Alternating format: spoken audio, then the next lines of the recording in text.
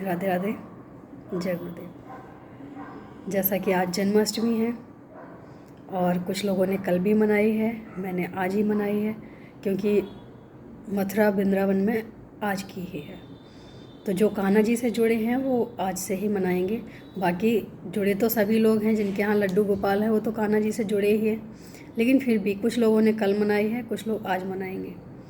और जन्माष्टमी में पूजा करने का जो विधि विधान है वो सब जानते हैं, लेकिन उसके साथ साथ जैसी हमारी सामर्थ्य हो वैसी पूजा ज़रूर करनी चाहिए। जैसे हमारे पास ठीक ठीक धन है तो उस हिसाब से उनकी सेवा होनी चाहिए, पोशाक से लेके प्रसाद से लेके हर चीज़ की। और अगर हमारे पास कम है, ख्वाहिशें ज़्यादा हैं, तो भगवान समझते हैं कि भाई ये नहीं कर सकता है। और जिनके पास ज़्यादा हैं और वो नहीं सोचते हैं, भगवान को दुख वहाँ होता है कि ये कर सकता है लेकिन फिर भी इसने नहीं सोचा मेरे लिए। तो कोशिश करें कि जिस लायक हैं, जो सामर्थ्य है हमारी, वैसी ही पूजा करें और वैसे ही अपने लड्डू गोपाल को जन्मदिन की बधाई के साथ साथ उनके आने की आनंद मनाएं और खुशियाँ मनाएं अपने परिवार के साथ, अपने कान्हा जी के साथ। और हम एक बात कहना चाहेंगे कि जो लोग ये कहते हैं कि कान्हा जी ने रास लीला की, उनको मैं बताना चाहूँगी कि रास लीला ही नहीं की, उन्होंने और भी कुछ किया है। अगर आप सीधा रास लीला पे जाओगे तो समझ नहीं आएगा, लेकिन जो उन्होंने शुरू से किया, उनकी लीलाओं को शुरू से सुनो, समझने की कोशिश करो। हमसे भी एक सवाल किया गया कि तुम्हारे जो आराध्य हैं वो उन्होंने रासलीला की, अगर कोई और रासलीला करता है तो क्यों बुरा लगता है। मैंने थोड़ी देर विचार करके बोला, मैंने कहा रासलीला करोगे तो या करोगे या करेंगे तो बुरा नहीं लगेगा। कब? जो उन्होंने पहले किया, 6 दिन के थे, उन्होंने पूतना का वध किया, विषपान किया, वो करके दिखाओ।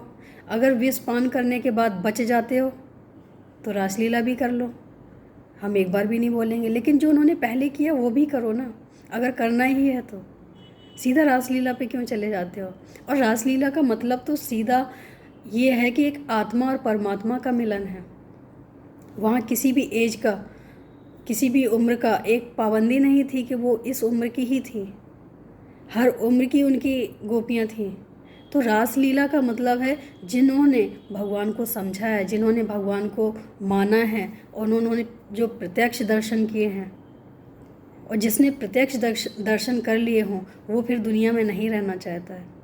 तो वो एक समर्पण था उनका गोपियों का कि भगवान मैंने आपको पहचान लिया है, आप परमपिता हो।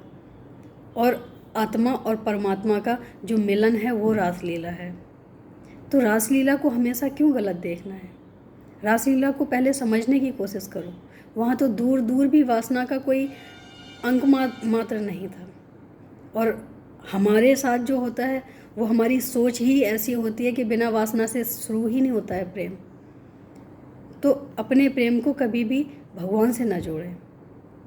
कई लोगों को हमने देखा है कि लोग बोलते हैं कि जब राधा और कृष्ण का ही प्रेम अधूरा रहा तो हम लोगों का कैसे पूरा होगा?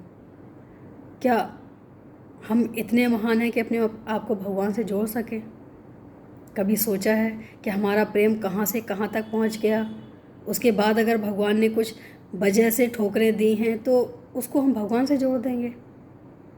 भगवान ने तो कभी मिलने की ही कोशिश नहीं की। मथुरा और वृंदावन में कितना फ़र्क है। अगर वो चाहते तो रोज़ मिल सकते थे, राधा रानी चाहती तो रोज़ मिल सकती थी, लेकिन कभी मिलने की कोशिश क्यों नहीं की? इसलिए कि उनका प्रेम विश्वासमयी था, उन्हें पूरा विश्वास था और सच्चा था प्रेम। सच्चे प्रेम में ना मिलने की ज़रूरत होती है और ना कहीं जाने की ज़रूरत होती है, क्योंकि राधा रानी ने स्पष्ट बोला था अपनी सखियों से।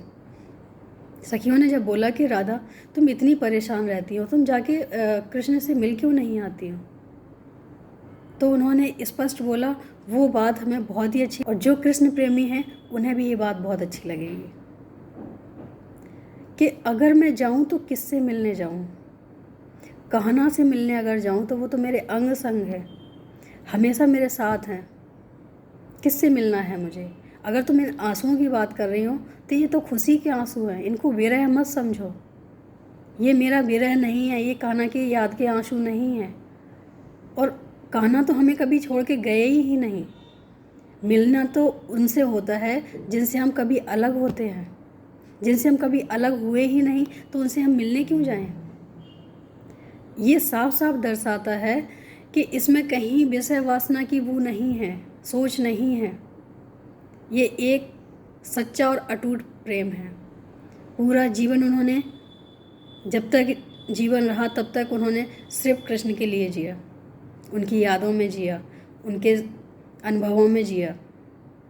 लेकिन कभी कोई शिकायत नहीं की, कभी कोई लड़ाई नहीं की। हाँ, लोग कहते हैं कि जितना लड़ाई होती है उतना प्रेम होता है।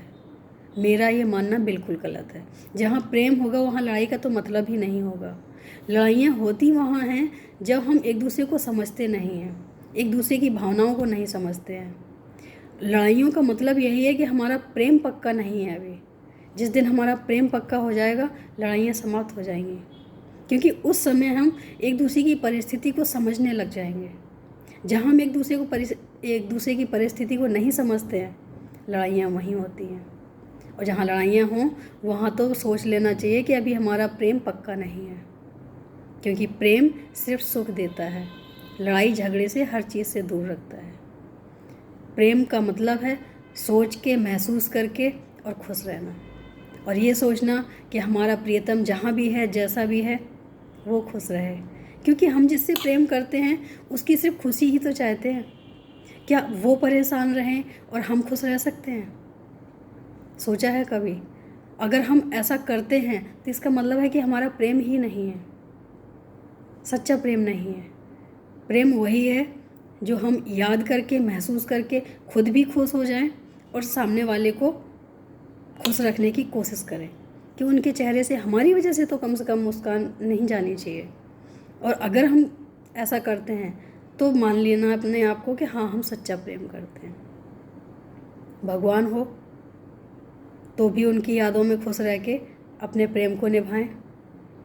और इंसान का प्रेम तो हम बोल नहीं सकते हैं, क्योंकि कोई भी ऐसा नहीं है जहाँ लड़ाई झगड़े ना हो, क्योंकि हर प्रेम में ज़रूरतें जुड़ी होती हैं, चाहे वो जिस तरह की हो। और जहाँ ज़रूरत जुड़ी होगी वो प्रेम सच्चा ना हो सकता है, ना हुआ है। सच्चा प्रेम वही है जहाँ सारी ज़रूरतें समाप्त हो जाती हैं।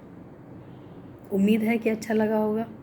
आप सभी को जन्माष्टमी की बहुत बहुत बधाई, बहुत बहुत बधाई, बहुत बहुत बधाई। राधे राधे, जय गुरुदेव।